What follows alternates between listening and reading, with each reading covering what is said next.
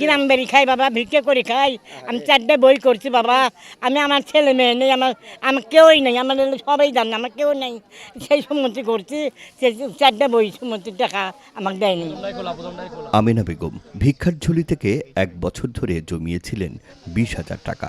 এর একটি অংশ চিকিৎসার জন্য, কিছু টাকা প্রয়োজন ছিল ঘরের চালা মেরামতে, আর অবশিষ্ট টাকায় মাংস নিয়ে আজ ঘরে ফেরার কথা ছিল তার। অন্যদিকে বুলির পরামর্শে তার 40 জন সহকর্মী সপ্তাহে 100 টাকা করে সঞ্চয় করে আসছিলেন। বছর শেষে এই ঈদে তাদের পাওয়ার কথা ছিল প্রায় 8 কেজি করে গরুর মাংস। অনেকেই পরিবারের একাধিক সদস্যের নামে সঞ্চয় করেছেন। জমা টাকার একটি অংশ দিয়ে করার কথা ছিল তাদের ঈদ উদযাপন। 1 বছর দেখছি, আগেও দিছি, গুস্ত বুঝছি আগেও দিছি, সেই নুবে দিছি। এবার একের কেকরি টাকা নিব 4টা বই। আমি ওখানকার সদস্যদের টাকা উঠাই নিয়ে আসছি আমার মাধ্যমে। আমি আবার মনে করেন যে এদের কাছে রেখে দিছি। তাহলে এই টাকাটা আমরা জড়ো করছি, আস্তে আজকে গুস্ত নিয়ে যাবো, আমি দুবার মুসল বললে খামো। টাকা জমাই 1 থেকে 5,000 টাকা করে জোগাড় করে মনে করেন যে গুস্ত কিনে পারে না, জামাই ভিটি আছে। বগুড়া শহরের মালগ্রাম চকরপাড়া এলাকায় 4 স্টার বিজনেস সঞ্চয় সমিতি নামে অনিবন্ধিত একটি প্রতিষ্ঠানের মাধ্যমে স্থানীয় 3 যুবক গত 1 বছর ধরে প্রায় 1300 মানুষের কাছ থেকে প্রতি সপ্তাহে 100 টাকা করে জমা নিচ্ছিলেন। প্রতিশ্রুতি ছিল ঈদুল ফিতরের আগে প্রতিজন পাবেন 8 কেজি করে গরুর মাংস, সঙ্গে সেমাই, তেল সহ নানা ধরনের ঈদ সামগ্রী, অথবা পাবেন জমা করা সেই টাকা। বছর শেষে 5,000 টাকা জমিয়ে অনেকে সেই মাংস নিতে সোমবার সকাল থেকেই চকরপাড়ায় ভিড় করতে থাকেন। রীতিমতো আয়োজন করে মাংস বিতরণের জন্য প্রস্তুত করা হয় প্যান্ডেল।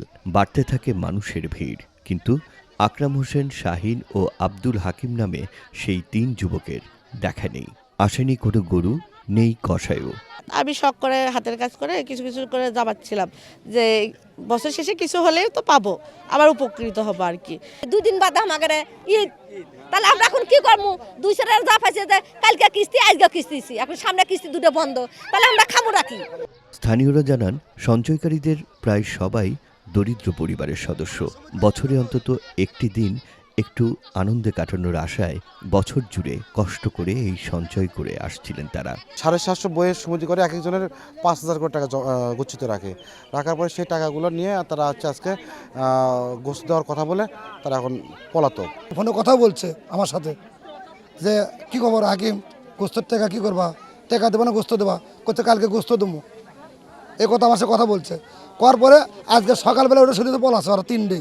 চতুর এই 3 যুবক একদিকে সঞ্চয়কারীদের মোবাইল ফোনে আশ্বাস দিয়ে গেছেন, অন্যদিকে সমিতির কর্মীদের আগের রাতেই জানিয়ে দেন তাদের পালিয়ে যাওয়ার পরিকল্পনার কথা। গতকাল ইফতারের সময় আমাকে ফোন দিয়ে বলতেছে, রাকিব তুমি কোথায়? আমি বললাম তো আমি তো ভাই দূরে আছি গাড়ি নিয়ে। কি খবর টবর হলো? করছে আমরা তো পলাছি। আপনি পলাছেন মানে? আপনারা পলাছেন তা আমার কি হবি? আমাকে তো আমার পাড়ার লোকেরা ছাড়বি না। করছে না তাহলে তুমিও পালাও। পুলিশ বলছে অভিযুক্তদের ধরতে কাজ শুরু করেছেন তারা। যে অভিযোগটি পেয়েছি আমি ওনাদের কাছ থেকে একই সাথে বললাম থানায় এসে একটু এজাহার দিতে। এজাহার পাওয়ার পরে আমরা আসলে মামলা রুজু করব এবং এই ঘটনার সাথে যারা জড়িত, এই প্রতারণার সাথে বা এই স্ক্যামের সাথে যারা জড়িত তাদেরকে অবশ্যই আইনের আওতায় আনবো। আর আপনারাও দেখেছেন যারা আসলে এখানে অর্থলগ্নি করেছেন তারা আসলে খুব গরিব মানুষ, আসলে একদম নিম্ন আয়ের মানুষ, এবং তারা যেন প্রতারিত না হয় এই বিষয়টা আমরা আসলে দেখব। বিশ্বাসের উপর দাঁড়িয়ে গড়া এই সমিতিতে এর আগেও 2বার টাকা জমিয়েছেন স্থানীয়রা। 2বারই তারা মাংস ও টাকা ঠিকঠাক পেয়েছেন, কিন্তু এবার অন্তত 1300 মানুষ জমিয়েছেন কোটি টাকারও বেশি। পুরো অর্থ নিয়েই উধাও 3 যুবক। তিল তিল করে গড়া এই সঞ্চয়ের সঙ্গে মিশে আছে শত শত মানুষের কষ্ট, প্রতিটি পরিবারের আবেগ, অনুভূতি আর একটি ভালো ঈদ কাটানোর স্বপ্ন। Rakib Jewel, one news, Bogura.